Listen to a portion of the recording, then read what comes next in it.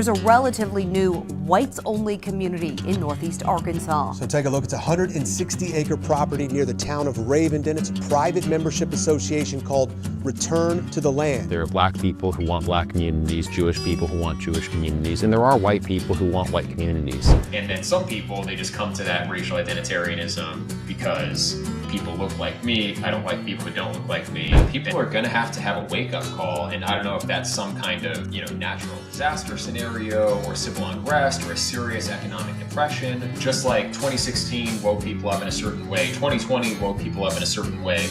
We're going to have to face the stark reality that we will have to provide for ourselves. But I think if you have never read the foundational texts of Western political philosophy, what are you doing? You're watching the Backbench Drivers podcast. Welcome back to another episode. We're joined for the first time by Eric Orwall, otherwise known as Orwall, here today to discuss a couple of different topics, notably his intentional community project. And we might also touch on a little bit of his philosophical background as well, if we get the time. I'm also joined by Elias Priestly, who is joining us today from the Australian Natives Association. And I thought it would be an interesting discussion to get these two guests on today because they do sort of have very similar visions on some things and slight differences on others. And I just wanted to see how potentially we could relate to the Return to the Land project and use that idea over here in Australia. So welcome to the podcast, both of you. Eric, thank you for joining us all the way from America. Yeah, thanks for the invite. Appreciate it. And Elias? Yeah, thanks for having me on. Good to have you guys. So I suppose we'll jump right into it. Eric, Return to the Land. How do you get started on a project of that size? It must have been daunting.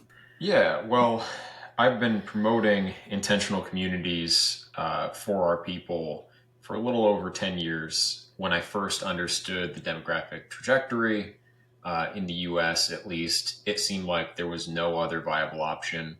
Political change seemed to me basically out of the question.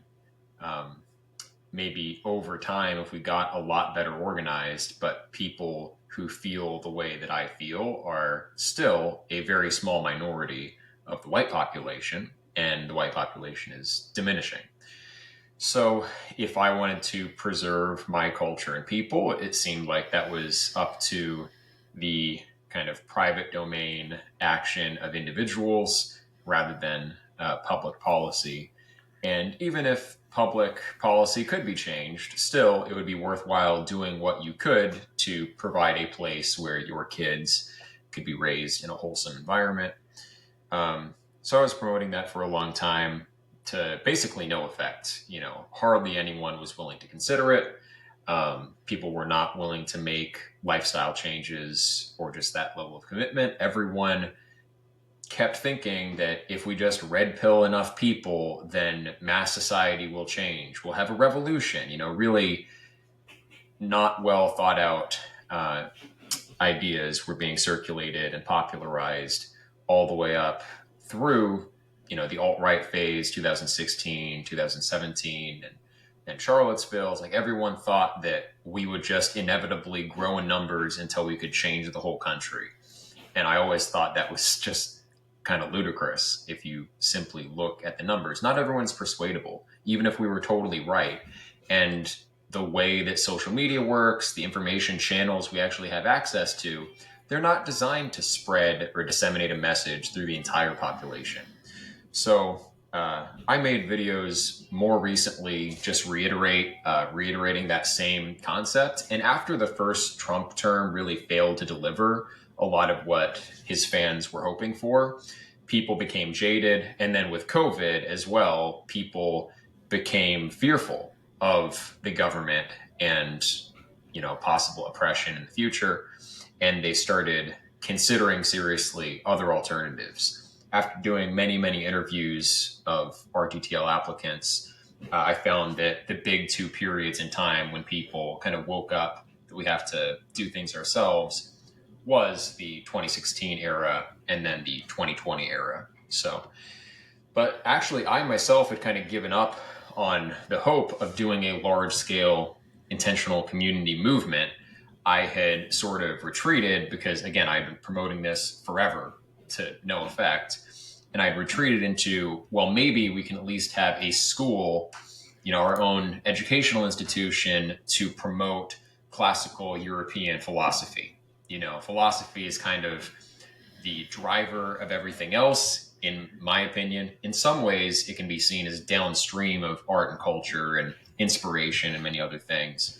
But I think in terms of the sciences, the font of all of our advantages as a civilization really stem from our unique philosophical heritage.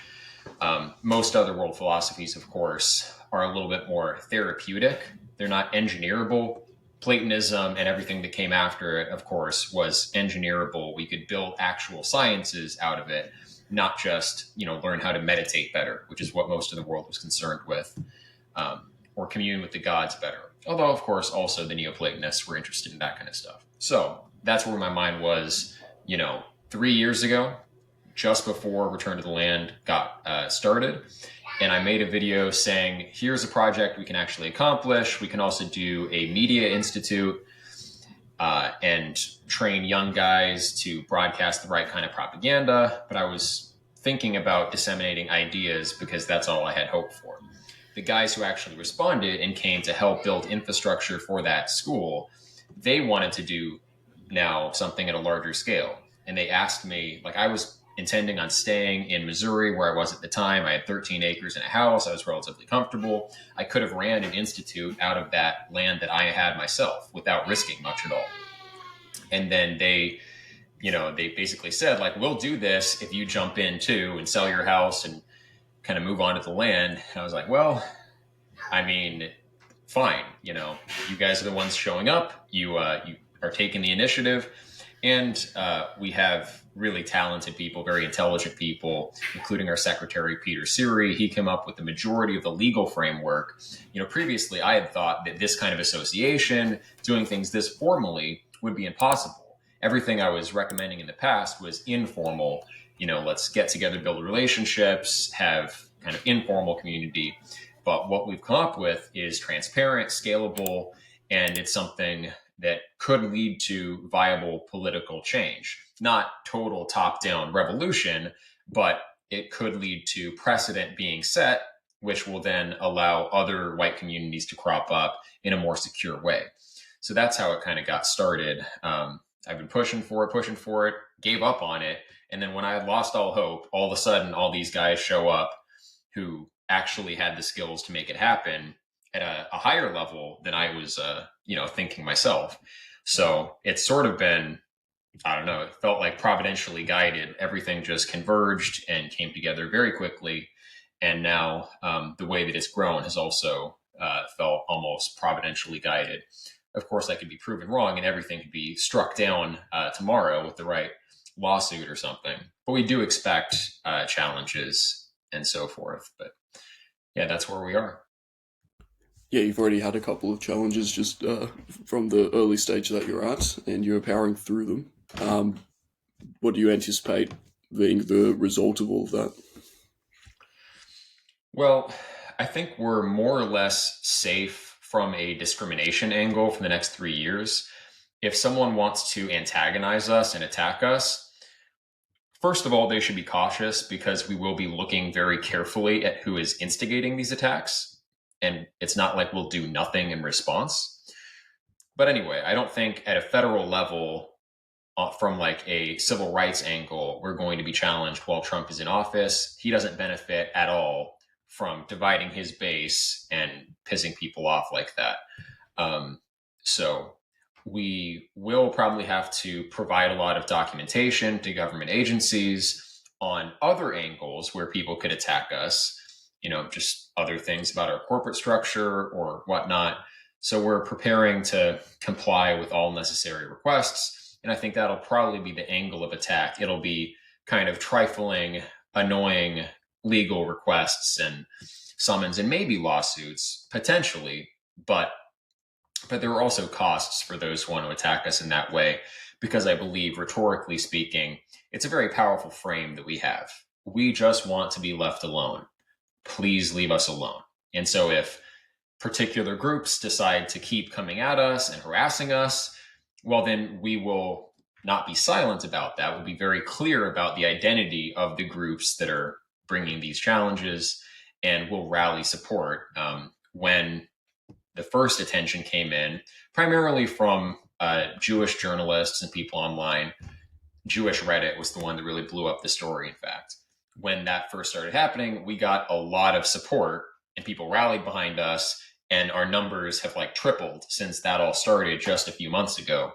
So the more we're attacked, because I think the rhetorical framing is so solid and kind of unassailable, like, what are you going to say? We shouldn't be allowed to live in a rural neighborhood by ourselves? It's like, it really forces that question, should white people be allowed to exist on their own?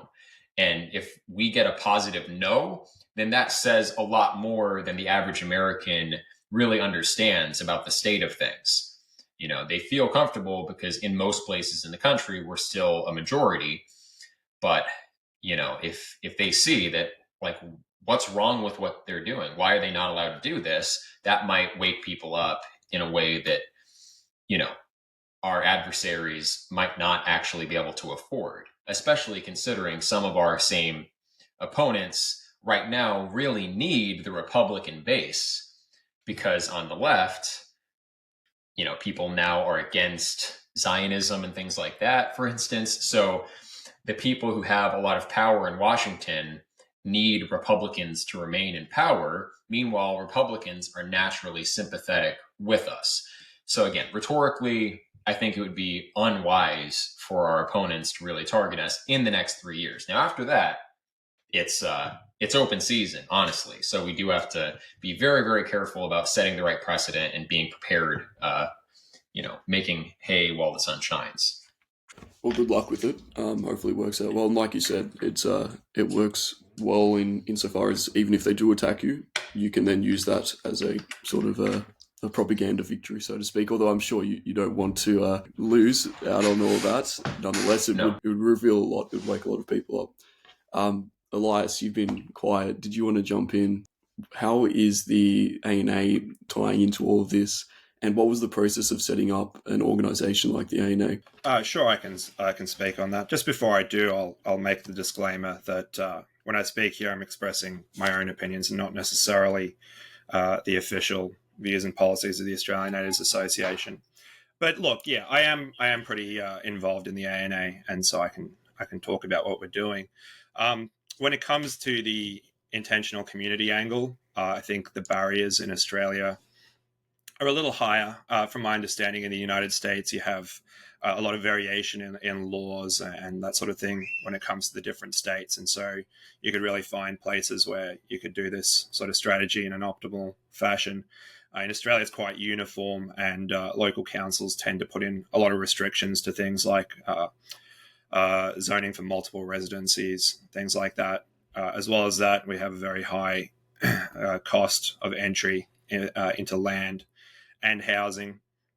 So at the moment, the view of the association is that while a intentional community is definitely something that we're planning on doing, and we do want to centralize power eventually in one location in a town or a city, small city, perhaps small rural city, the first step for us is having to build the capital and basically set up a syndicated property company, which we can build up a portfolio of properties and then use that as a way to have enough resources that we could start a intentional community.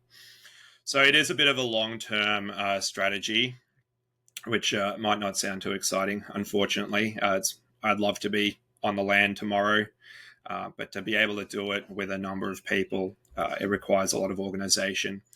And that is really why we have the association. So the association itself, I didn't set it up. I joined several years after it was already set up by Matthew Grant, our national governor. But the idea is that we are an incorporated association. We have legal procedures, legal accountability, which for most of the nationalist scene history in Australia hasn't been the case. There have been a lot of groups that are sort of, just improvised, make it up as you go along. If you collect dues, they go into the leader's bank account. And then we've seen that it's very easy for that money to disappear, for there to be no accountability, no legal recourse. Just in America, Orwall, you would have the example of the National Justice Party, which I think would be an example of that problem. Yeah, that's my understanding, and many similar projects.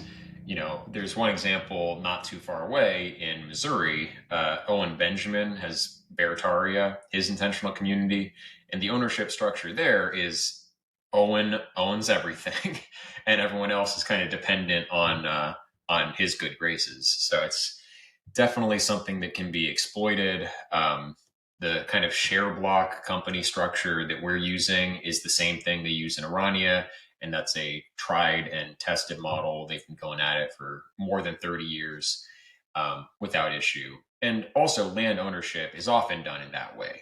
And it's kind of strange that no American Identitarian Association thought to do that in the past, where people have thought, hey, we should all gather together, but no one really did the due diligence on what the legal structure should look like such that people are not abused or exploited.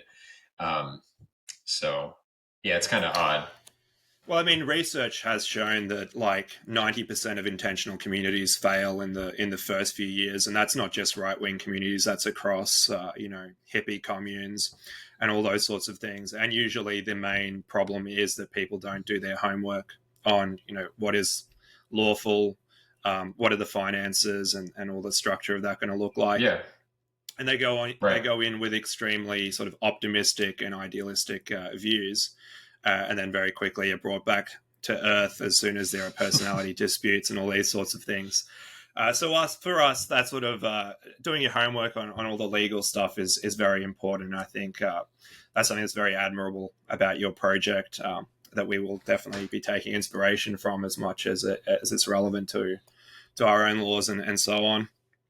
I mean, Right. For me, I think the main thing I'd be interested in at the moment is doing something more similar to the school project that you've talked about, because I believe as well that if we want the movement to win, it has to be on the correct foundation and the correct philosophical foundation. And for me, that is Platonism broadly. I mean, I'm specifically a Christian Platonist, but I think a Platonist foundation is what we need to go with, and particularly in our political theory, which, generally when people talk about Plato, they're thinking about the world of the forms and very abstract things. He said, mediation with God and that sort of stuff.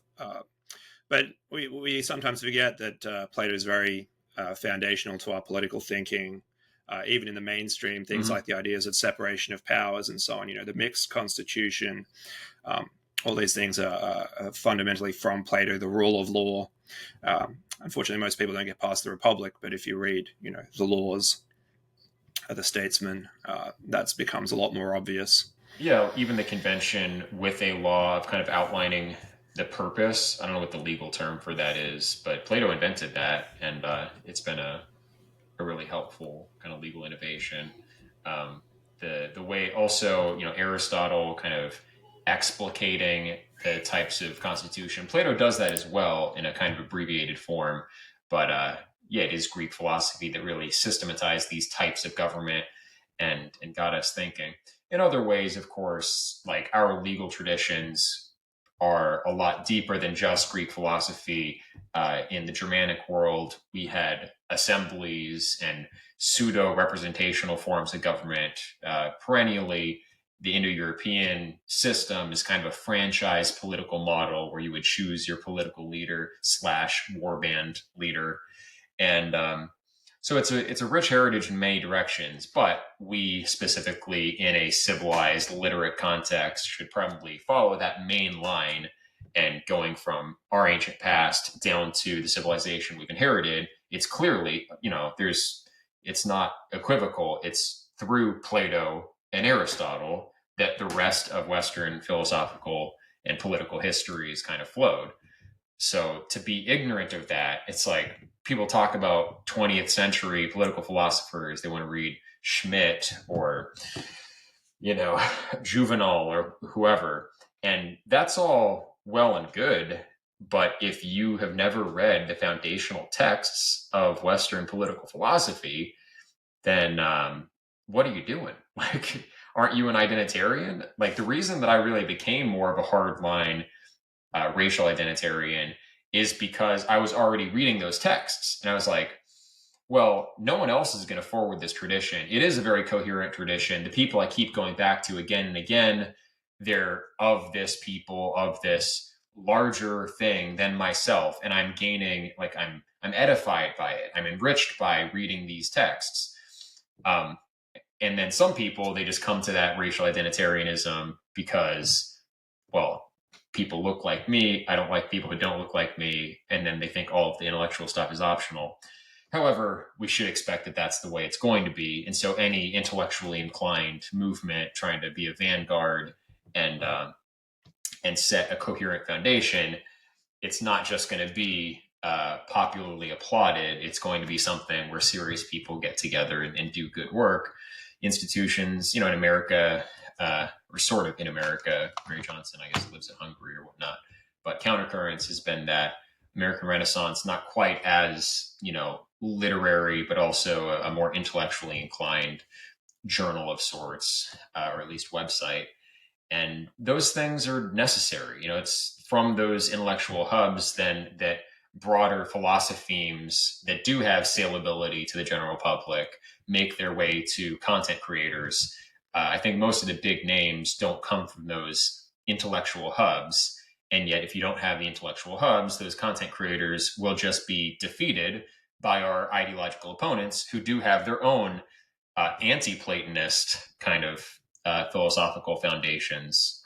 Of course, postmodernism in many ways is a reaction to Plato. Popper's whole open society concept, which Soros champions, is like very explicitly anti-Platonic. The whole first part of the Open Society and Its Enemies, or whatever that book is called, is just like arguing against Plato before he gets to the contemporary political scene or anything like that. So, yeah, it's important. Yeah, I mean, it's where whole intellectual tradition came from. The whole idea of having an academy, I mean, goes back to Plato's academy. It was the first one. So I think one of the big criticisms that I sometimes see of Return to the Land and movements like that is that people will say, well, this is just a retreat from society and we're going to lose all the centers of power and that sort of thing. So I suppose the school is a good corrective to that, in that you can still sort of train people up to go into the universities and combat people on that ground, on that intellectual ground. You sometimes have people say, well, these are hotbeds of cultural Marxism and the woke has taken over. So we should just all become plumbers or something. I mean, I think it is necessary for a lot of young men, especially if you're talented, to go to university. Make sure you familiarize yourself with these texts and you can combat postmodernism and these sorts of anti-metaphysics, anti-religion worldviews. Right. But, the corruption of the universities, it is something you have to respond to. Like, you will be marked down in your grades if you disagree with the ideology of your professor very often. It's not a just world out there. And so people have to be not only really inoculated against those mind viruses and shored up in their philosophical foundations on the right side, but they have to be taught to be clever. If you want people to infiltrate the institutions, so-called, they have to have some social acumen. And where are they going to gain those skills? If you send people off and say, oh yeah, just go for whatever degree you're pursuing, advance your career, but they don't have real guidance, like, the system's just going to eat them up. There are many idealistic young people who think that because right now they are pure of heart, like, to some degree most young people are, that they're just going to be incorruptible and they'll never be like that. That's what it's like the hero's journey, right? The hero has to slay this corrupt tyrant, but then eventually, once he's in that position of leadership, or he has those temptations, he becomes the tyrant. And again, and every young hero thinks, I'll never be like that. I'll never succumb. I'll never compromise. And then inevitably, like, people do. And so we need institutions also just to build a sense of solidarity, sort of like, the Masons, really. They had rituals of initiation. Well, the ancient mystery schools did as well, right? And they were hugely politically significant. But the Masons, you would kind of be initiated in. It's a fraternal society, so you built these really powerful bonds. They would help you advance in your career as well. But then at the core of that, there was this literate element, the illuminated social philosophers who then went as an organized group and sent agents into these other institutions, and like, the Catholic Church and all sorts of like the Masons have spit out many different cults that have kind of infiltrated different religious denominations and communities. So that kind of secret society model, of course, Plato was an esotericist, the term esoteric meaning within the walls of, the academy. I think that's where the term more or less comes from. So we need our own kinds of societies like that are not open to just anyone, but also that are well known enough that all of our best and brightest understand the benefits of coming and participating. Are we going to get to wear the robes? We're working on it. Yeah. So we've got a jeweler working on the secret rings. That's right. We might become a fraternal benefit society instead of or in addition to a private membership association. And one of the criteria legally to be recognized as one is that you need like rituals and regalia. So we might be legally obligated to wear the robes, in fact. So what about the spooky masks from Eyes Wide Shut? We'll have to whip those out as well. No, I think that that's a fascinating concept. I mean, a lot of people do just sort of. We don't even think about Freemasonry these days because they've kind of receded. A lot of cranks, I suppose, talk about it. But for what it's worth, they accomplish their objectives. I guess we live in a Freemasonic world today. Well, most of Australia's first prime ministers were Masons, unless they were Catholic, basically, which was only a few of them. Mm-hmm. And so, I guess you're right. They did get to the very highest ranks of politics, which is what we're aiming to do. And their ideology won out. It's like their purpose for existing is gone because their mission was accomplished. That Illuminati philosophy was Enlightenment liberalism, and that's what we live under. And I guess people, we often think like that idea just sort of spread because it was a great idea and through viral means people decided to adopt it. But you did have these organizations, Freemasonry included, which were the vanguard of injecting that ideology into every sort of a walk of life. So no, I suppose the only difference is we want to do that, but for our ideas and without being evil as well, ideally. So I suppose the ANA is sort of analogous, except I suppose you would say desacralized. Like they don't have all of the freaky, all that going on, but they obviously. Organizing guys in fairly sort of protected settings where they're not being exposed to media or potential infiltrators, things like that. Everyone is sort of vetted beforehand and made sure that they do broadly share the worldview, that they haven't been a member of any suspicious organizations and so on. And then once you're in, there is a sense of brotherhood. I'm speaking from knowing a lot of the guys that are members, where that sense of friendship seems a lot stronger than with various other organizations that are trying to accomplish similar goals, because I think they have more regular meetings, they have a higher standard to get in to the group to begin with. And I could very well see members of the ANA being more effective at accomplishing tasks because they've been prior socialized with each other and, they've done various intellectual tasks. For example, they do debating, they do I think you guys do a couple of other things as well. I know that you're very into the poetry and everything, Elias, or at least members of the ANA are. So I do see that sort of analogy in what we're doing over here as well.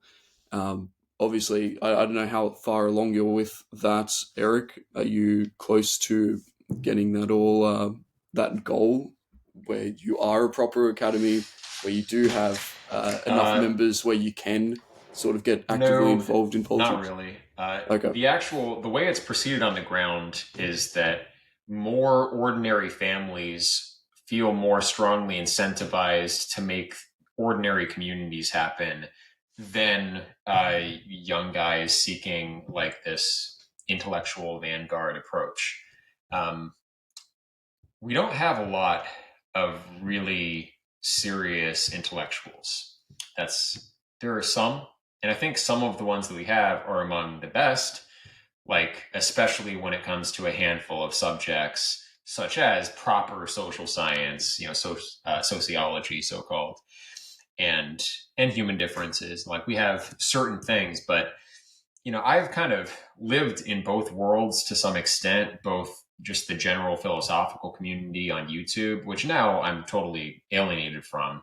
But I talked with, people like John Vervaeke, and I was tuned into those conversations and that discourse and, like predictive processing models in cognitive science and Michael Levin's biology. And that all belongs to a parallel world that has nothing to do with, racially conscious folks, but they are developing their own kind of cutting edge worldview. There is no one on our side that's developing a cutting edge scientific worldview. Kurt Doolittle has something, but it's also, like I said, along the lines of social science. He is effectively a sociologist to the exclusion of everything else. We're very verbally tilted.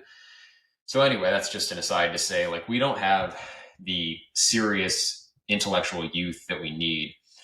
Joseph Bronsky, like he's someone who has the IQ and aptitude to do something, but he doesn't have an institution. I think he was recently writing, I don't know if you're familiar with this character online, but he was recently writing on a Substack about, or one of his guest writers or something was, about a similar kind of institution. I think it'll get there eventually, but starting from scratch, just building a school and having people come into it, like you don't have that surrounding infrastructure. A college, of course, you have dorms, you have a cafeteria, and people have to be able to live there if it's an effective fraternal association or it's something that you visit on a regular basis. In those days, in the 17th century, 18th century, when Masonry was really relevant, everyone lived in these small urban areas and they could easily make it to a lodge. And there were still Masonic lodges, of course. So that model could work in some capacity, but we, on our side, are way too diffuse, especially in America. Like our membership organizations are far too small. Unfortunately, I think it's sort of a similar situation for now in Australia. In Europe, somewhere like Sweden, the Free Sweden Project, they have thousands of members, and it's a relatively small country geographically and in terms of population. So they could have these hubs that people could easily make, do something with. In our context, with our numbers, given our limitations, a school really ought to live in a broader community. So we'll build out the infrastructure for housing people and providing work opportunities for students and things like that. First, just by building up an ordinary community. So we're kind of forced to just tackle like Maslow's hierarchy of needs in the organic way. Like we're just providing for those subsistence elements, shelter, and then we're going to build up to a capacity to house more serious intellectual and creative work.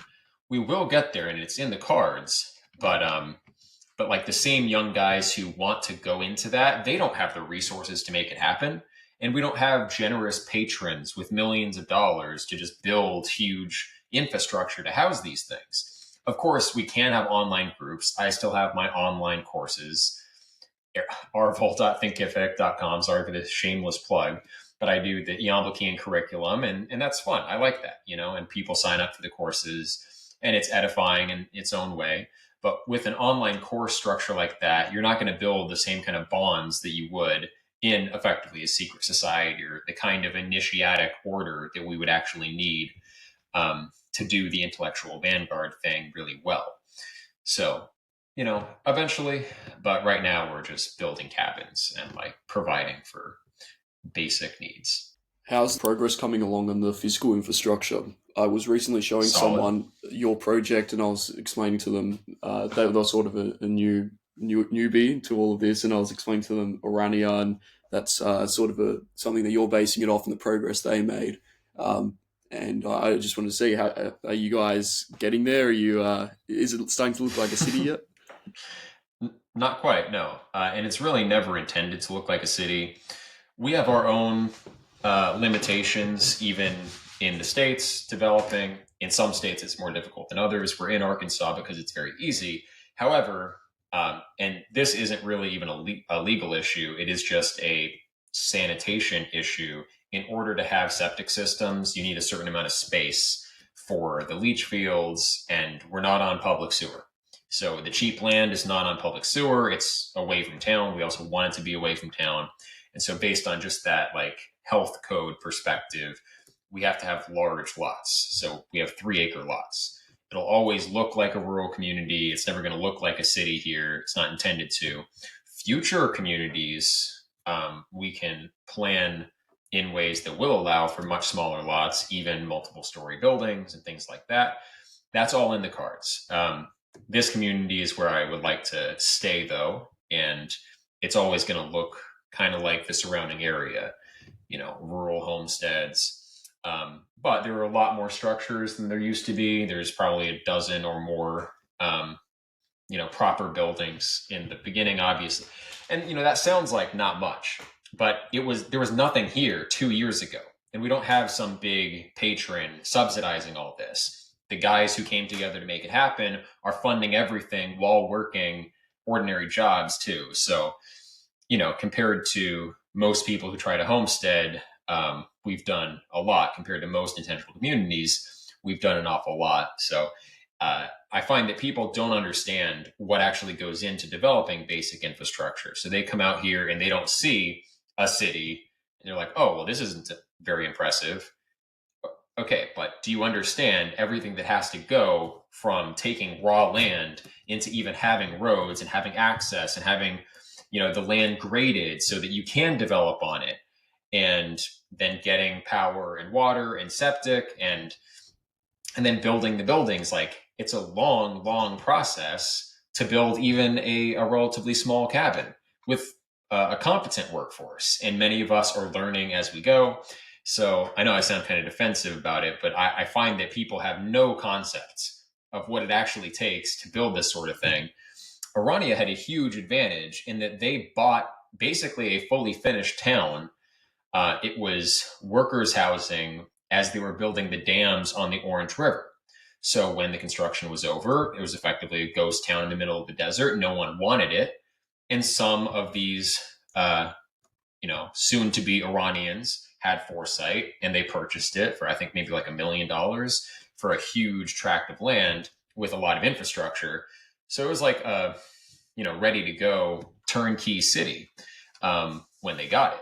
And of course, they've grown it a lot bigger in the last 30 years, but it's not going to look like Orania probably ever because of the nature of the land that we got here. Future communities, though, there's really no limit. It just depends on how involved people get. And people have to get more realistic about how much work everything takes. People want the results. They want like top-down change while they only sit on the computer and look at clips. It's like, well, I click like, does that mean that like my favorite content creator is going to deliver victory for us? He better. I'm going to rescind my $5 super chat. It's like, we're not working nearly hard enough collectively. Most people are so complacent. And then the people who actually do something, it's like, it's really like this, I don't know, the image that comes to mind is like the slovenly person on the couch watching entertainment being like, not good enough, give me more. It's like, people are consumers. It's just how people are. Even on our side, too many people expect whoever's out there doing something. It's like, you got to impress them. You got to impress these people who are doing nothing. And then if it's not up to their standards, which are just in their own head, they have no experience or no knowledge of what actually is necessary or what it takes. Then they're like, next, show me something better. And I don't know, I'm really black-pilled about the state of ordinary people in our movement and just generally. It's not hopeless. It's just that everybody needs to wake up and realize we're all going to have to put in serious work if we're going to get something to hand down to our kids, because our inheritance has been taken from us, and that's the collective work of many generations. That's been taken away, and now we're expecting a quality of life and an ease that was granted by our civilization being dominant forever for the last several hundred years. And it's people are going to have a wake-up call, and I don't know if that's some kind of natural disaster scenario or civil unrest or a serious economic depression. Just like 2016 woke people up in a certain way, 2020 woke people up in a certain way, we're going to have to face the stark reality that we will have to provide for ourselves. Things will not just be easy and glamorous and convenient like they've been throughout our entire lifetimes. Things just got more and more easy and comfortable. That's not what you're going to get. You're going to have to deal with struggle. And I think it was Bowden that said it. Organizing right wingers is like herding cats, and it's pretty true. I mean, trying to get everyone on the same page to work on one project is half the battle, and then actually trying to extract some meaningful work from people, once again, very difficult. I really admire the people that actually do get things done, and I think that's why we need to give a lot of credit to the people that are doing things. And I have massive respect for the guys from the Australian Natives Association, but also the British Australian community, and even other organisations that I might not fully agree with, but they figured out a way to organise right wingers, and that's nationalists, which is just something that is a almost impossible task. It feels like sometimes. Right. Anyway. Like that's one thing that's relatively easy. You got to meet people where they are, and then you can grow. But if you ask people to actually do something that's not self-serving, that's self-sacrificial, then good luck. I also do think that the conditions being created in Australia, and I can't speak to the US as much, are such that it's very, very difficult. It's becoming increasingly difficult for people to dedicate free time towards doing extra tasks, and especially dedicate money. People are really getting squeezed in terms of the amount of hours and the kind of jobs that they have to work in order to afford their first property, for example, if they're a young guy, because prices are just ridiculously overinflated thanks to mass immigration, among other factors. And people just, it feels like if you're a young guy in Australia, I suppose maybe Elias can corroborate this, but it just feels like you're always thinking of, okay, I've got to, make sure that I get enough to hit my target so I can get a mortgage. And this becomes a huge fixation. And if you talk to other people, if you talk to, other grown-ups, other adults, they just talk about property. Property is just such a large fixation because it's at the center of so many people's lives. It's something that it's a reality you can't escape. It's the most expensive investment for most people, the largest investment, and thus it's all people really focus on, I suppose, if they're not thinking of stupid stuff or potentially focusing on ideas like we are. So it greatly reduces people's disposable income, and once they're on a mortgage, your ability to take risks in terms of moving to a different place or working a job or something like that is just greatly reduced. Your ability to be entrepreneurial as well. So I suppose to cut people a little bit of slack, it's very people are getting squeezed on all sides here, and potentially I don't know if that's intentional. Slack. They deserve no slack. Fair enough. Look, you're trying to get results. We have larger houses now than we did, a generation ago. That's part of why it's more expensive. We're used to luxury. Buy a house with friends. All right, it doesn't have to be a whole community, but you can have roommates, and I know a lot of people do, but they're paying rent in those situations. The goal is I'm going to have my own little castle. We're not going to have our own little suburban castles and win. You're not going to throw all your money into this stupid inflated real estate market and win. Get 5 guys in a 5-bedroom house and form a company and own it and have shares and develop a model. That's something, but people are not organized at that level yet. Yeah, sorry to keep interrupting and cutting off. No slack is to be cut at all. I mean, people say, I have no time to contribute to nationalism, and I hear this from a lot of people, right? I mean, recently, I work a full-time job. I have my own family. Recently, I was doing night classes for a course that is going to get me some more work for more money and makes me a little more docs-proof and that sort of stuff in the future. But I was extremely busy, and I still had time to run a training session for the boys where we got together and did some, mixed martial arts. I still had time to work on our ideology document that's going to be coming out. So I don't really accept the I have no time thing, especially from people who are at university. I mean, I remember my time at university and how much time I had. And I just think, why did I waste so much time back then? Because you get less and less time as you go. So if you're young, use your time wisely. Mm-hmm.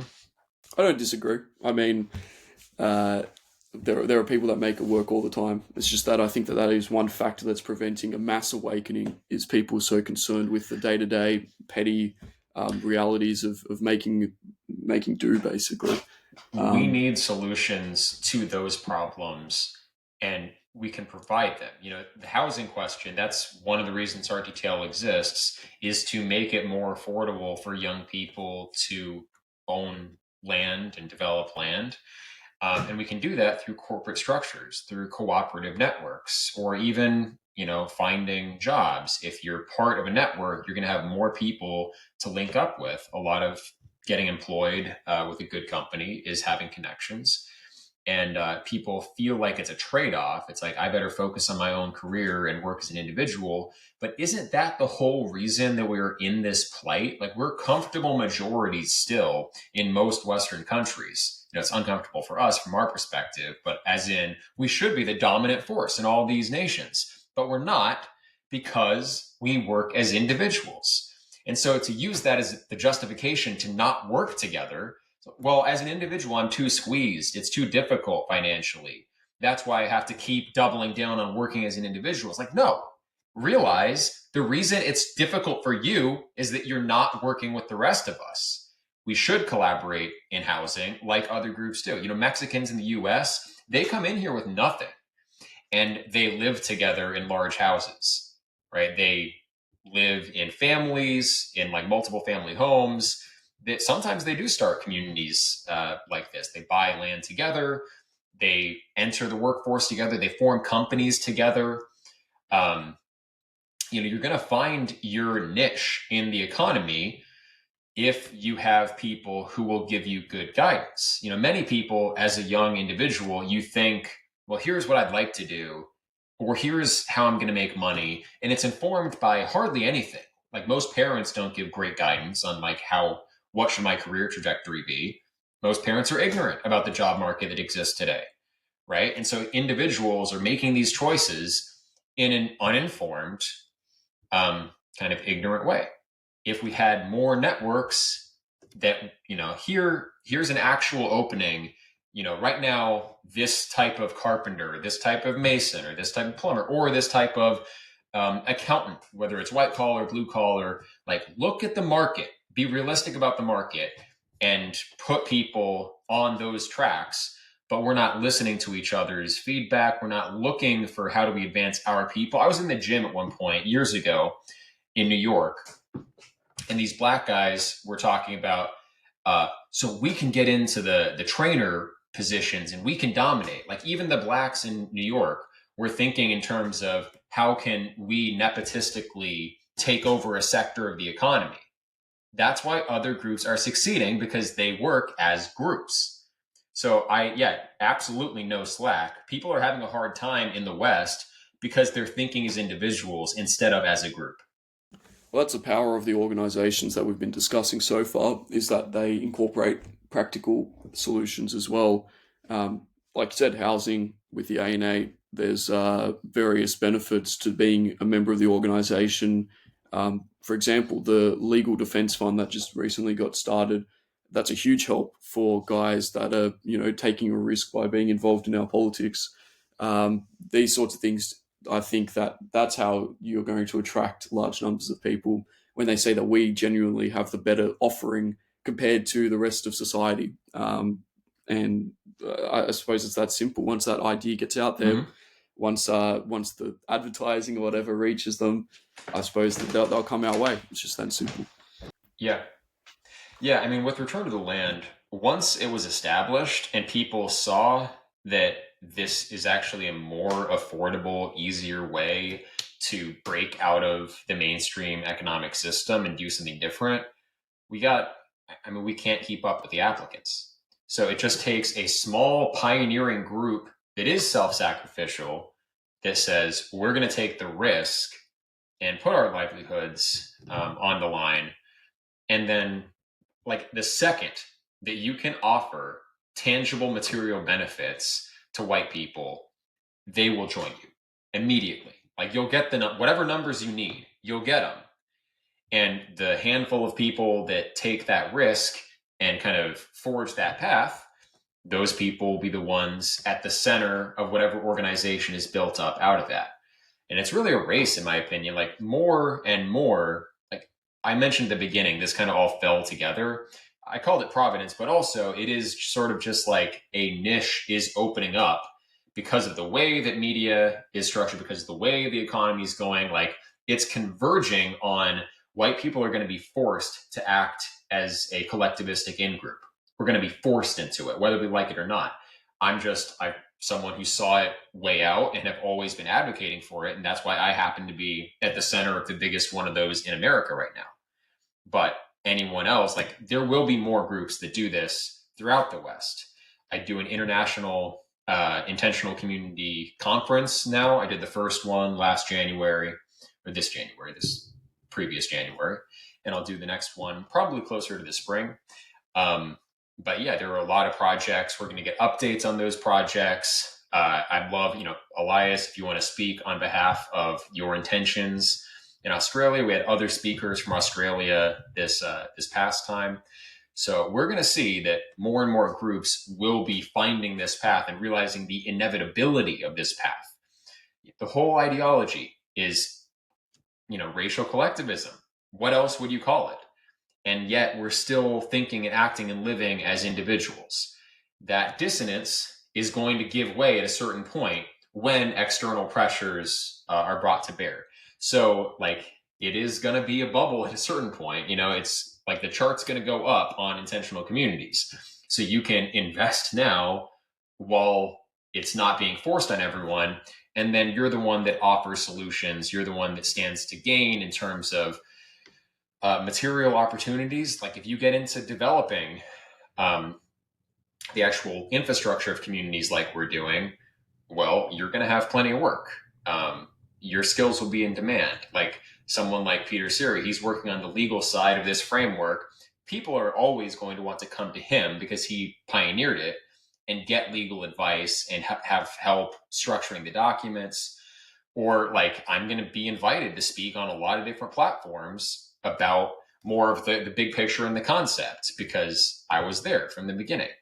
And I want other people to succeed too. I'd like them to succeed, obviously, within our association, or at least in partnership, where we are building funds so that we can have our own legal insurance fund for various communities and lobbying fund eventually.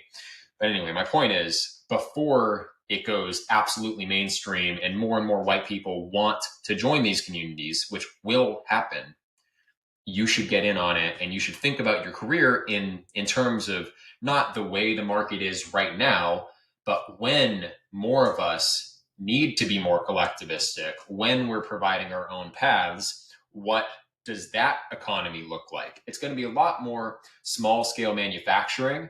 That's our niche. That's something that we can do. There are already a lot of young white people who are into 3D printing, CNC engineering, and things along those lines. Agriculture, we have an agricultural system, at least in the US, that is built on monocrop and GMO and artificial fertilizers and really unsustainable methods. And there's been a shift towards actually more profitable, smaller scale permaculture operations. And with these communities, with agricultural co-ops, like, we can exploit that and give people the food that they will increasingly understand is so much better for them that maybe it's worth a premium. And that it's that kind of like grow your ecological niche with the community, as opposed to thinking of it like, here's this store of value that's just out there, standing reserve, brought to us by mainstream society and the collective work of our ancestors. Really, how am I going to exploit it? How am I going to kind of parasitize on this existing system? That's not who we are, as a European people. We are the ones who go and build new civilizations. We create new things constantly. It's in our blood. And yet we're trying to think like merchants who see this standing reserve of value, and how can I gain in arbitrage or in betting markets or in rent seeking. It's like, stop trying to think like the merchants. They're better at it, actually, but it's not a noble pursuit. It's not what we should be doing. So again, like economic opportunities, jobs, housing, break that paradigm that you have to make your way in their system. We can. I know in Australia it's more difficult. It's a lot of resources that have to come together, but there will be ways that it can come together wherever you're starting from. You have 5 guys who are looking for homes. Okay, consider, is there some kind of multifamily unit that we can pool funds on? And it's going to be more affordable. And, if you have a share that's equated with your little unit within it, well, you can sell that to the next guy. And now you have a starter home model. And now you have equity building up in the community. And then you also have that social trust being built up.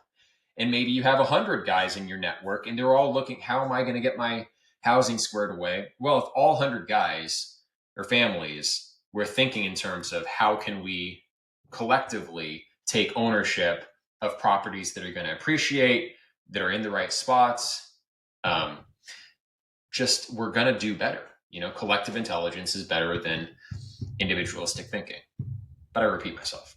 I mean, yeah, we've seen as well, in terms of that individual thinking, what we've seen is, if you want to actually just make money, yeah, you basically have to buy into the system. So it does involve some sacrifice. But what we're looking at is, hopefully building that vertical integration where people who already have the resources, who want to do something for their people can, basically help subsidize the younger people who want to get into the market, who want to get into property. And I mean, you don't want to have a situation where every young guy is forced to rent from, Indian, Chinese landlords. We have a lot of foreign ownership in Australia. A lot of people from Asia buy into our property market.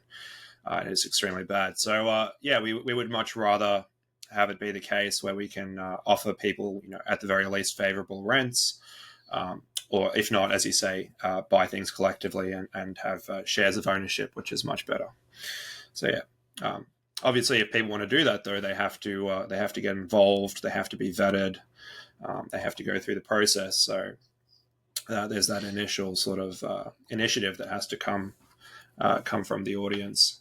As you said, the people who are more consumers. But really, there are just a lot of benefits to joining a group. And I mean, it is the first act of resisting the liberal system on even a philosophical level, as you're talking about individualism, as opposed to more traditional understandings of the person as sort of almost a locus of sort of different collective inputs in terms of traditional masculine practices, or something like language that's inherently communal as opposed to individual. So we kind of have to see ourselves in that relational sense. Not this abstract. Well, you have the individual, and then you have the nation on a much higher level. Yeah, I think that's the good thing about your localism as well.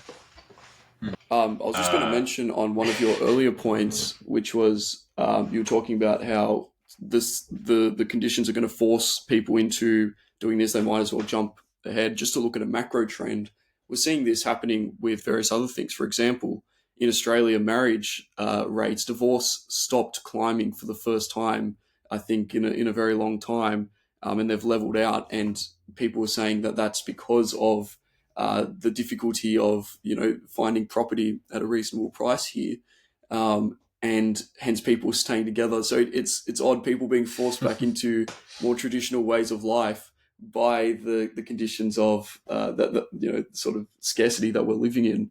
Right. And I suppose Right. it'll be a similar case with this, where we're not just talking about this online community of nationalists that are going to feel the urge to do this. It's going to start to look like a very attractive option for people whose suburbs have been turned into Somalia or into India, Bangladesh.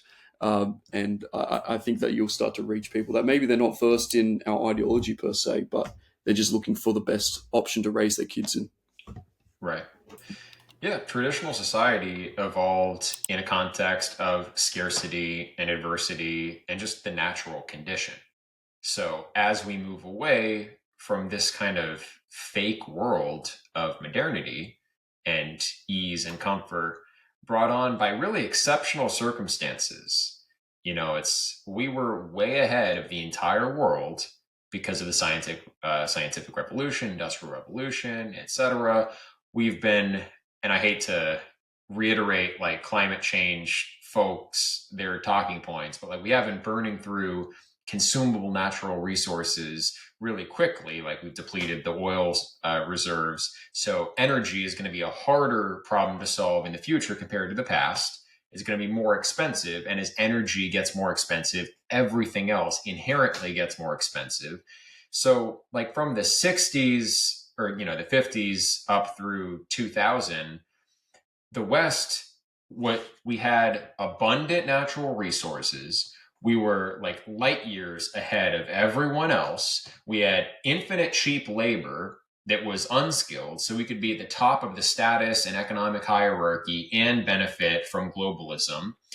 But that globalism, as it benefited corporations, it did slowly, filter our resources and our technology around the world. And now the playing field has been leveled.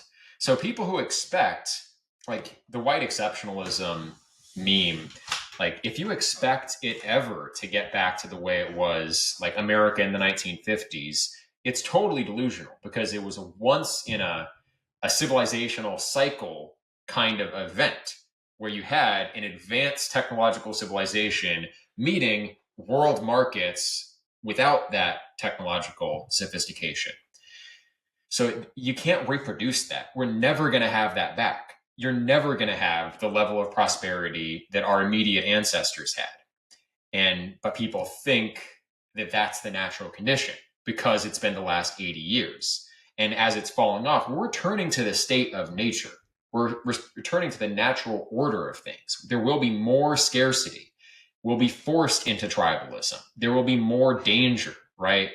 It was an exceptionally safe period in Western history because of all this work of our ancestors.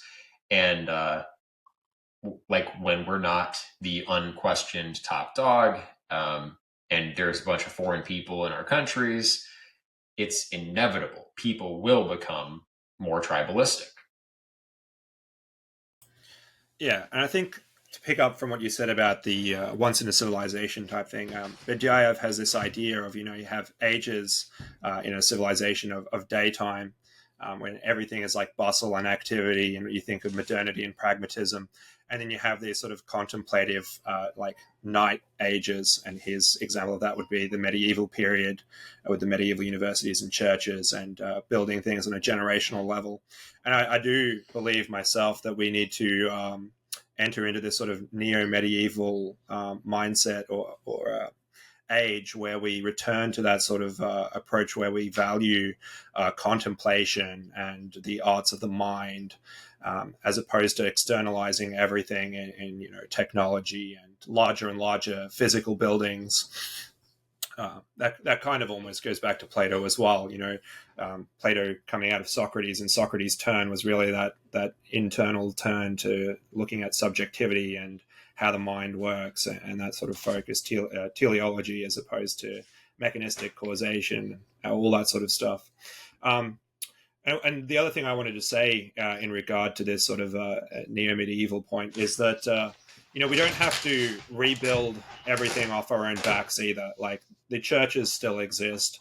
Obviously, a lot of them have degenerated, but I mean, John here and myself, we're both Orthodox Christians. And for myself, I would say, well, that is an existing initiatic society. So But for the Catholics, one of the best colleges, liberal arts colleges in Australia would be Campion College, and probably two of the best academics in the country in terms of being friendly towards our ideas and towards the BAC, for example, are the two Stephans from there, Dr. Stephen McKinney and Dr. Stephen Shavura. So we don't have to rebuild anything. We need to kind of find those alliances where they're possible, help recover the institutions that can be recovered, and not just try and rebuild, I think, everything from scratch as well. Yeah, I hear that. It's really just a matter of what you personally can get involved with. Like, if you want to root for Team Catholic or Team Orthodox, I think that's the danger in the way people kind of engage with existing institutions across the board. It's like it's a consumer mentality still. If you can personally get involved and make the change necessary in affiliation with one of these groups, then great. But like, if you're not seeing new institutions be built, then I think we're not doing our jobs, because the existing institutions have not delivered the necessary solutions. I mean, whether that's just a social institution like a club or physical infrastructure, I think people are too comfortable to remain at the level of abstract social institutions for too long. There has to be some sense of urgency, and the fact that, well, here's this. People will point to the Catholic Church is right about things, and or the Orthodox Church is there. It's like, yes, but are they directly saving our people where it counts? Are they providing like bottom up change to improve the lives of ordinary people? You can do that through a church. It's possible. You can have Catholic intentional communities. So if you're in the Catholic Church and you're advocating for change, but you're not building a Catholic intentional community where there's a whole intentional community movement in the Catholic Church, you could do that.